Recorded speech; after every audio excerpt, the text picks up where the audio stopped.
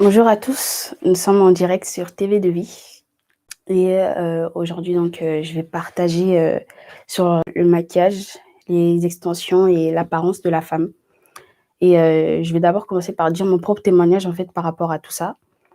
J'étais quelqu'un en fait dans le monde, je me maquille beaucoup et je me maquillais énormément, les faux cheveux, les extensions, les j'étais beaucoup dans les apparences en fait et en venant au Seigneur, le Seigneur me faisait comprendre que, tout ça, c'était dû tout simplement, au manque d'amour. Au manque d'amour, c'était aussi la conséquence des harcèlements que j'ai pu subir au collège, que j'ai pu subir, à l'école et à travers ça, en fait, ça m'a poussée à beaucoup me maquiller. Bien sûr, la sirène était derrière évidemment, mais ça m'a poussée vraiment à beaucoup me maquiller, à beaucoup mettre de faux cheveux, des extensions, tout simplement parce que je voulais séduire. Je voulais séduire et quand j'étais dehors, avec mon apparence, je séduisais les hommes et ça me plaisait vraiment. Mais sauf que quand je suis venue au Seigneur, c'était quelque chose qui me dégoûtait. Je ne voulais plus de ça et plusieurs fois, j'ai voulu renoncer au maquillage. Plusieurs fois, j'ai voulu renoncer, aux perruques, aux faux cheveux. J'ai vraiment voulu être naturelle plusieurs fois, mais j'étais comme bloquée, j'étais comme, en fait, esclave de tout ça et le Seigneur m'a interpellée plusieurs fois, que je devais lâcher le maquillage, que je devais lâcher les faux cheveux, mais j'endurcissais mon cœur parce que je voyais pas le mal. Je me dis: «Mais pourquoi Seigneur?» Enfin, je vois pas en quoi c'est mal de se maquiller, je vois pas en quoi c'est mal de mettre des extensions et plusieurs fois le Seigneur m'a interpellée en songe. Le Seigneur m'a beaucoup, beaucoup, beaucoup interpellée en fait et j'ai pu avoir des songes. Le Seigneur m'a pu me donner des songes où je ratais l'enlèvement carrément, où je vivais aussi la grande tribulation parce que j'étais accrochée au maquillage, parce que j'étais accrochée en fait, à mon apparence, à mes faux cheveux et à un moment donné, je disais: «Seigneur, j'en veux plus» et ce que je faisais, c'est que je jetais tout à la poubelle parce que j'étais convaincue, je voulais vraiment tout lâcher et je rachetais. Au fur et à Quelque temps après, je rachetais. Je jetais, je rachetais, je jetais, je rachetais et je voyais que même par rapport à ma relation avec le Seigneur, tout ce qui est maquillage, tout ce qui est extension, ça me retenait en fait. J'arrivais pas à bien avancer avec le Seigneur. C'est-à-dire qu'à un moment donné, c'est comme si ça me bloquait. Je traînais comme un boulet derrière moi. Et quand je jetais, avec le Seigneur, ça allait bien. Mais quand je rachetais, j'arrivais plus à avancer avec le Seigneur et c'était vraiment un boulet que je traînais derrière moi. Et, euh, et au fur et à mesure du temps, même comme je disais, avec ma relation avec le Seigneur, ça s'entachait en fait. Et un jour, j'ai vraiment crié au Seigneur et j'ai dit: «Seigneur, je veux plus de maquillage. Seigneur, je veux plus d'extensions. Je veux plus en fait avoir une apparence selon le monde. Je veux avoir une apparence selon toi. Aide-moi». J'ai vraiment crié au Seigneur et pendant que je priais comme ça et le Seigneur, me dit en fait: «Va et regarde les choses que vous mettez sur vos visages».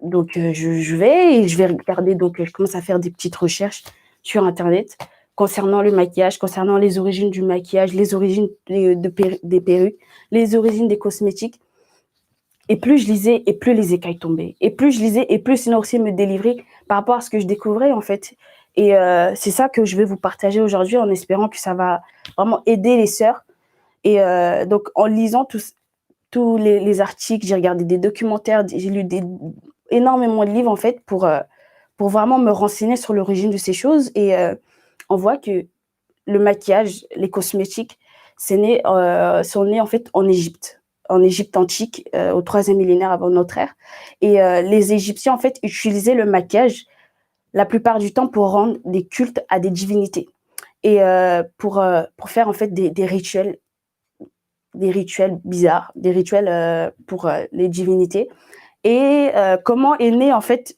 le maquillage là-bas? Ils ont commencé en fait à créer le fard à paupières. Ça veut dire qu'ils avaient une légende selon, laquelle la divinité donc Horus, se serait battu avec son oncle Seth.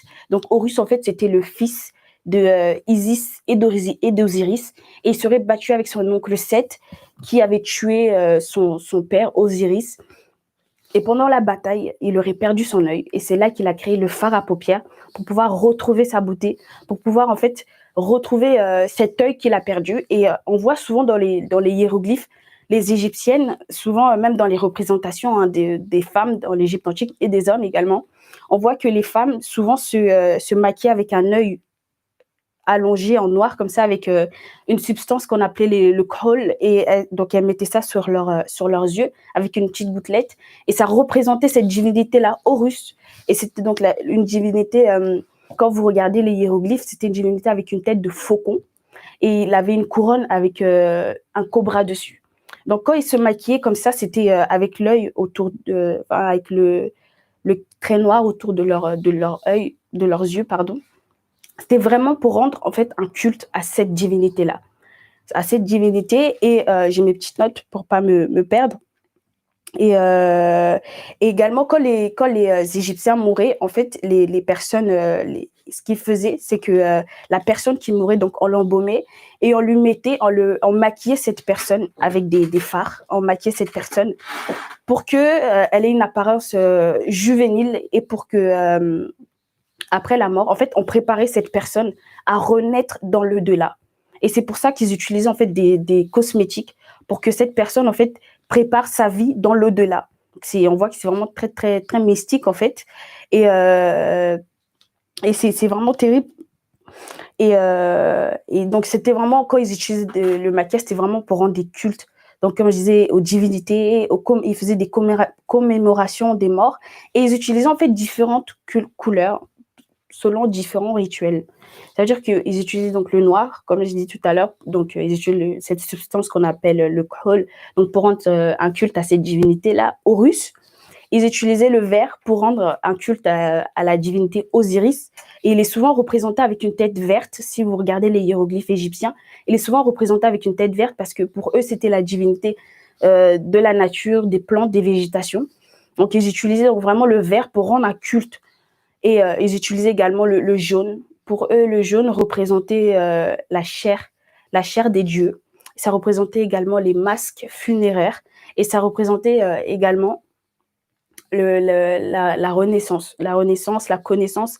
Et en fait, vraiment, ils utilisaient vraiment tout ça dans le but de rendre un culte aux divinités. Je tiens vraiment à le souligner pour qu'on voit vraiment l'origine, la nature des choses, en fait. Et au fil du temps, quand on regarde comment le maquillage, les cosmétiques ont évolué, on voit que le maquillage, par exemple, est arrivé en Europe au XIIe siècle, à travers les croisés.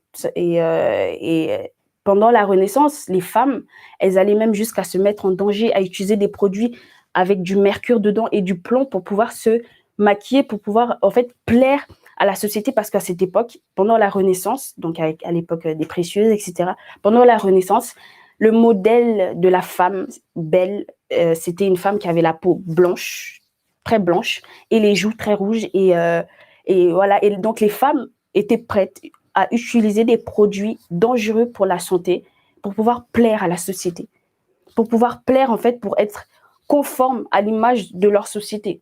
Vous voyez? Et au fil du temps, et ça a toujours été comme ça, toujours jusqu'à aujourd'hui. Et après, au cours du XXe siècle, donc le maquillage, on a eu un certain retour au naturel.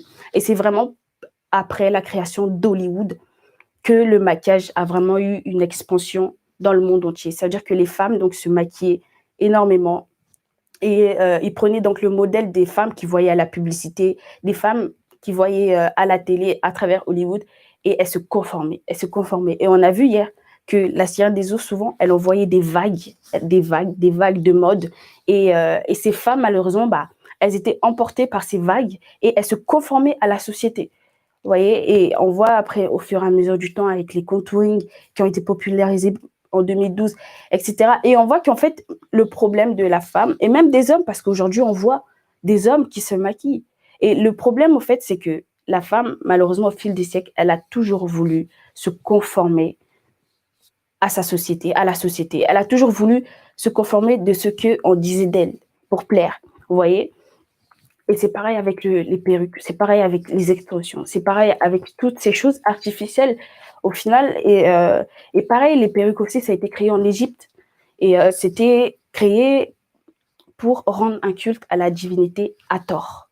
C'était la divinité de la fertilité, de l'amour. Et cette divinité-là a été célébrée, en fait, dans le cadre, en fait, les femmes invoquaient cette divinité pour avoir des enfants. Donc, ils lui rendaient des cultes et en lui rendant des cultes, ils mettaient des perruques des perruques assez remontées, assez gonflées en fait, pour vraiment donc lui rendre un culte. Et c'est ça qui est terrible parce que on voit aussi dans les hiéroglyphes que cette divinité Hathor est souvent représentée à côté de Horus. Et quand on regarde en fait l'histoire à l'origine, Hathor et Horus sont des divinités. En fait, c'est un couple. C'était un couple. Donc la divinité du maquillage et celle des perruques, ils travaillaient ensemble parce que c'était un couple. Vous voyez, c'était un couple et cette divinité était également célébrée en fait à Canaan. Et je vais prendre un passage rapidement dans Lévitique 18. Dans Lévitique 18, chapitre 18 au verset 3, où le Seigneur dit « Vous ne ferez pas ce qui se fait dans le pays d'Égypte où vous avez habité, ni ce qui se fait dans le pays de Canaan où je vous amène. Vous ne vivrez pas selon leurs statuts, vous pratiquerez mes ordonnances et vous garderez mes statuts pour les suivre. Je suis Yahweh votre Elohim. » Voyez. Et donc le Seigneur il dit en fait aux enfants d'Israël, vous ne ferez pas ce qui se fait dans le pays d'Égypte où vous avez habité, parce que le Seigneur connaissait ces réalités. Voyez, et il ne voulait pas que le peuple d'Israël se conforme à la manière de vivre des Égyptiens. Il ne voulait pas, et il dit également dans le pays de Canaan où je vous amène, parce qu'il savait également que à Canaan, il y avait des cultes rendus aux divinités, et il ne voulait pas que les Israélites se souillent à cause des pratiques qui étaient faites en fait dans ces régions, dans ces pays-là. Voyez, et c'est ce que le Seigneur attend de nous aujourd'hui, c'est qu'on ne se conforme pas on ne se conforme pas par rapport à ce qui se fait dans le pays d'Égypte. Il ne veut pas qu'on se conforme à ce qui se fait, aux statuts qui se font dans le pays d'Égypte. Vous voyez. Et aujourd'hui, malheureusement, beaucoup de femmes, même dans le monde, converties ou pas, prennent exemple en fait sur ce qu'ils voient à la télé, sur ce qu'ils voient dans les publicités. Mais qu'est-ce que le Seigneur dit? Qu'est-ce que le Seigneur dit? On voit des femmes, même des enfants de 12, 13 ans qui se maquillent, des hommes qui se maquillent, qui perdent malheureusement leur identité. Mais qu'est-ce que le Seigneur dit de tout ça? En fait, on oublie parfois que c'est spirituel. Ce n'est pas dans le physique que ça se passe, c'est spirituel. Vous voyez, c'est qu'il y a des réalités vraiment spirituelles. À travers le maquillage, tout ça, c'est des réalités spirituelles. Vous voyez, et on sait que tout ce qui est maquillage, cosmétique, malheureusement, la sirène des eaux travaille beaucoup avec ça. Et à travers ça, elle réussit à contrôler beaucoup de femmes, même des femmes qui se disent chrétiennes, malheureusement. Et le Seigneur veut qu'on se détache de là. Le Seigneur, en fait, nous donne une identité propre. Et on va prendre un autre passage dans Genèse, chapitre 1, au verset 16, il me semble. Genèse, chapitre 1.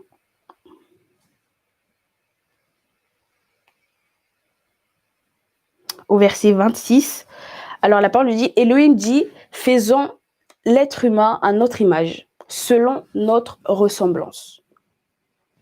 Elohim dit, faisons l'être humain à notre image, selon notre ressemblance. C'est-à-dire que le Seigneur nous a donné une identité, une image propre, selon son image en fait. Et la sirène des eaux, malheureusement, ce qu'elle fait, c'est qu'elle veut donner à la femme son identité. Elle veut donner à la femme en fait une identité qui n'est pas la sienne.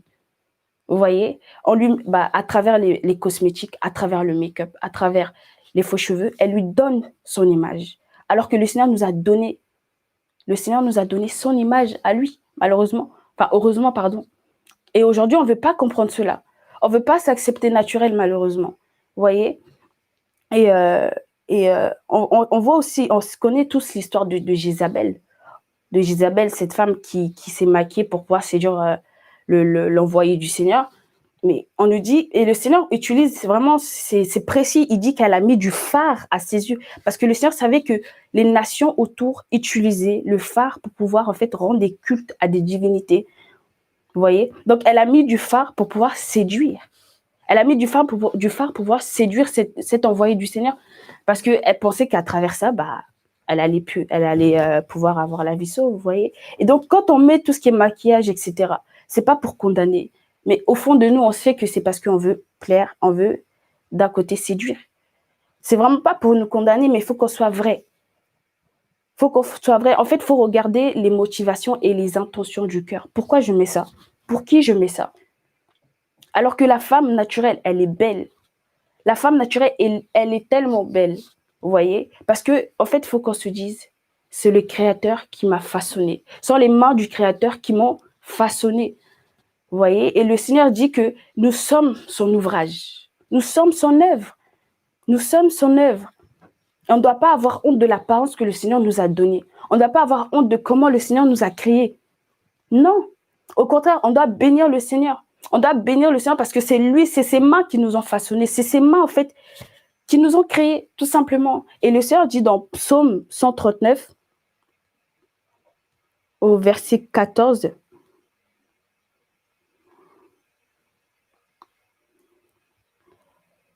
il dit, « Je te loue de ce que j'ai été fait d'une si étrange et si admirable manière. Je te loue de ce que j'ai été fait d'une si étrange et si admirable manière. » En fait, le verbe, enfin le mot ici étrange, il signifie, c'est quelque chose, quand on regarde en fait ce verbe, c'est quelque chose qui est unique, singulier, particulier. Vous voyez? Donc David dit, je te loue parce que j'ai été fait d'une manière étrange. Ça veut dire que la beauté que tu as, elle est unique. La beauté que le Seigneur t'a donnée, elle est particulière, elle est unique, elle est propre. Elle t'est propre, vous voyez? C'est-à-dire qu'on doit bénir le Seigneur. On doit vraiment bénir le Seigneur pour la beauté qu'il nous a donnée parce qu'elle est singulière. On ne doit pas chercher à nous conformer à l'image que la sirène des eaux veut donner aux femmes en ces temps. On ne doit pas chercher à nous conformer à l'image que la femme, elle a dans cette société. Mais on doit en fait se démarquer. Comme le Seigneur dit, je vais mettre la différence. Vous verrez la différence entre la femme, entre l'homme qui me sert et ceux qui ne me servent pas. On doit voir la différence entre les femmes qui servent le Seigneur et celles, malheureusement, qui ne le servent pas. Vous voyez? On doit voir cette différence. Le Seigneur doit marquer cette différence. Vous voyez? Et si nous, on se maquille, on met des faux cheveux, etc., quelle est la différence avec les femmes du monde? Je vous assure qu'il y a 2 ans, j'aurais pas pu tenir ce genre de discours, tellement j'étais liée, tellement j'étais esclave du maquillage, tellement j'étais esclave des faux cheveux. Mais j'ai vraiment crié au Seigneur et le Seigneur, en fait, te libère. Quand il te montre les choses, les écailles tombent, les écailles tombent, les écailles tombent. Tout simplement. Vous voyez? Crions au Seigneur.